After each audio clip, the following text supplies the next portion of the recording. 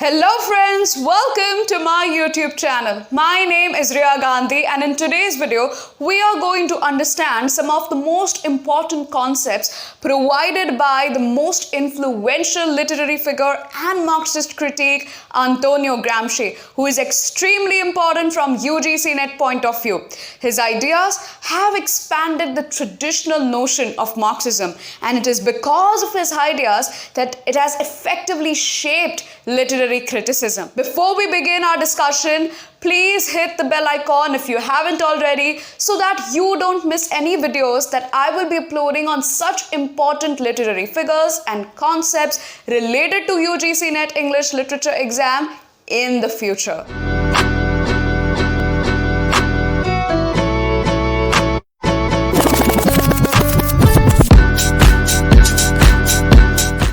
Antonio Gramsci was an Italian Marxist philosopher, writer, critic, and the founding member of the Italian Communist Party. The time in which he was living, Italy was grappled with fascism and was under the dictatorship of Benito Mussolini. Gramsci was a staunch critic of Benito Mussolini and was against fascism.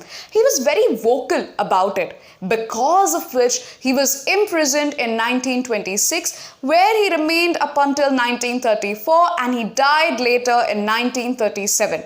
The prison for Gramsci was like a literary playground. He wrote some 30 plus notebooks, which are now popularly called as the prison notebooks, that were published posthumously. These notebooks contain a diverse range of topics, including Italian nationalism, the history of fascism, folklore, popular culture, and all of these topics. It was in these notebooks that he provided some of his most important concepts that have effectively shaped Marxist literary criticism. And they are extremely important from UGC NET point of view. These concepts are state versus civil society, hegemony or cultural hegemony, and the concept of organic intellectuals. Needless to say, Antonio Gramsci's concepts have marked a break from the traditional or orthodox Marxist thought. The orthodox Marxist thought has only focused upon the economic determinism, which means looking at the society through only economic lens, perceiving society only in terms of base and superstructure. Gramsci's concepts have moved beyond these. They have focused upon the socio-cultural, moral, as well as intellectual concepts. Because of these things, he is also called as a neo-Marxist. Having said that, let's now understand these concepts in detail. According to Gramsci, a capitalist state constitutes a political society and a civil society. A political society basically includes the more repressive and restrictive forms of society, including the legal institutions, the police, the military institutions, and more. On the other hand, you have the civil society, which includes the non-legal and the non-military aspects of society. Basically, the socio-cultural aspects, which include family, religious institutions, media, educational institutions, trade unions, and more. According to Gramsci, the division between the two, that is the political society and the civil society, is purely conceptual. It's purely theoretical for our understanding, because in reality, these two form a complex web that reinforce the domination of the ruling class. According to Gramsci, these political societies, they rule through force, and the civil society, they rule through consent. How does that happen? When certain ideologies, certain values, certain beliefs are circulated to gain the consent of the subordinate classes. And that happens through hegemony. Now, what is hegemony? Hegemony as a term was introduced for the first time by Vladimir Lenin to talk about the political leadership of the working class during the revolution. The term was expanded by Antonio Gramsci to emphasize on how the dominant class establish and maintain their control in the society. He introduced the term for the first time in the Notes on the Southern Question that was published in 1926, and finally provided a detailed description of it in his prison notebooks. Now, what is this description? According to Gramsci, the dominant class will not exert its control just through force or coercion or through using any legal, political, or the military system only.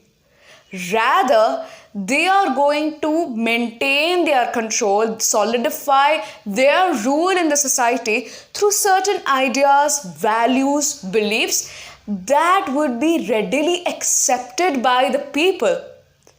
That is hegemony. Hegemony then basically refers to a set of socio-cultural forces exerted over the subordinate classes. Their consent is won not through threats of violence or law. No. It is won when these socio-cultural forces are accepted by them. They are created as a norm.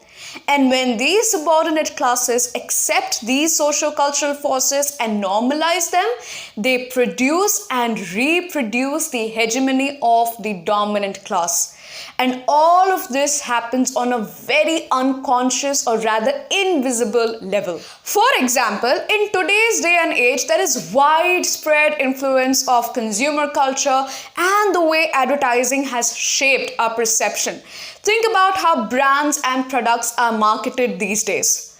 They are promoted to showcase that if you buy these products, you're going to be beautiful, successful, and happy, even wealthier. The companies are not just selling the products, they are selling ideals. They are telling you that if you buy these products, this will define your success. They have become a cultural norm. It doesn't matter whether you really needed them in the first place or not, because your desires are also manufactured by them. So it doesn't matter whether you really needed them in the first place.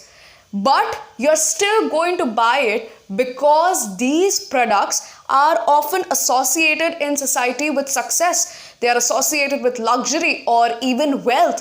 And that is why you'll buy it. See how hegemony works?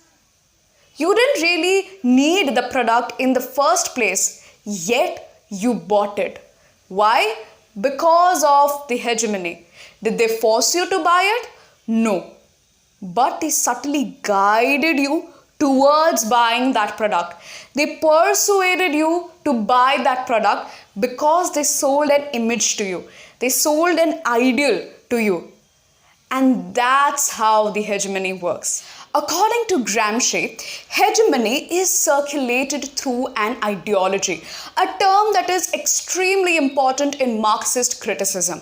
Ideology basically refers to a set of ideas, beliefs, values, and morals that are accepted as a norm by the subordinate classes. They basically reflect and shape our realities, our social structure, and they normalize the status quo. They normalize unequal power relations and often obscure the socio-economic exploitation under the banner of, oh, it is what it is, or this is how it has been going on. Now, if you really think about it, these two terms, that is hegemony and ideology, are quite similar. But there is a slight yet important difference. According to Gramsci, hegemony is circulated through an ideology, which basically means that ideology works at an invisible level. It works as an instrument for the hegemony to be reproduced over and over and over again. Ideology works at an unconscious level. Why? Because as humans, we don't really like the idea of being dominated or the fact that we are subjects and we don't have a choice. So they present things in such a diverse manner as if to tell us that you have a choice. But do we really? Let's understand this with the example of consumer culture. In consumer culture, the products are represented in such a manner as if to tell us that you can choose whichever product you want based upon your needs and requirements. But these products are advertised in such a manner as if they are not just selling the products, they are selling us an ideal, an image. The image of being successful, the image of being richer, the image of being luxurious, attractive, confident, and whatnot. And we want to buy that image. They are subtly guiding us towards buying these products. And this is what Gramsci has called as manufactured consent.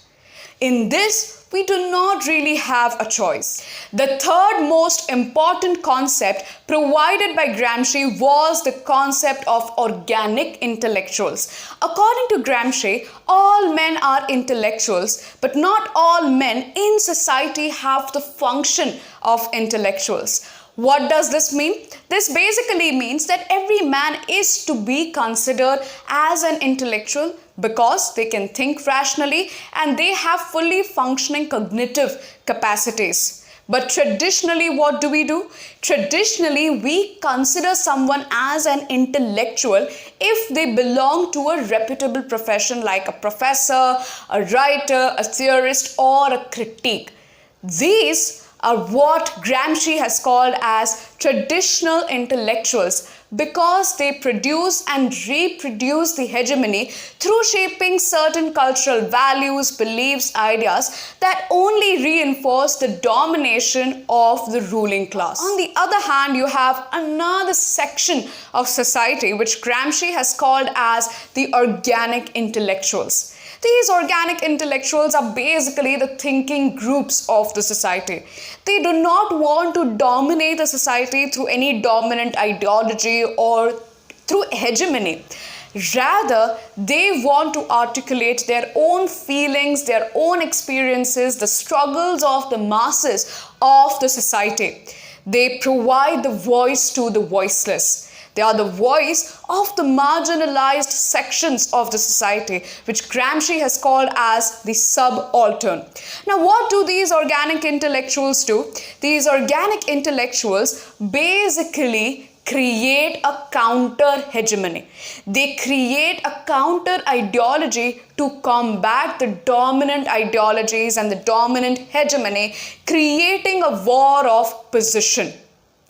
Now, by creating this war of position, they are trying to challenge the dominant ideologies. They are trying to destabilize the ruling class and how they have been normalizing the unequal power relations, how they have normalized the unequal and the unjust status quo. In the contemporary context, you have a lot of activists, grassroots leaders, and a lot of artists from the marginalized sections of the society who have been trying to counter the dominant ideologies or the dominant hegemony. These were some of the most important concepts provided by Antonio Gramsci, and they are extremely important from UGC NET point of view. So make sure that you go through these concepts in detail, understand them deeply before you appear for your exam. Apart from Antonio Gramsci, there are other important Marxist literary critiques like Karl Marx and Louis Althusser who are extremely important from UGC NET point of view. Now, if you want to know these people and understand their works and master Marxist literary criticism for your UGC NET English exam, don't worry, I've got you covered.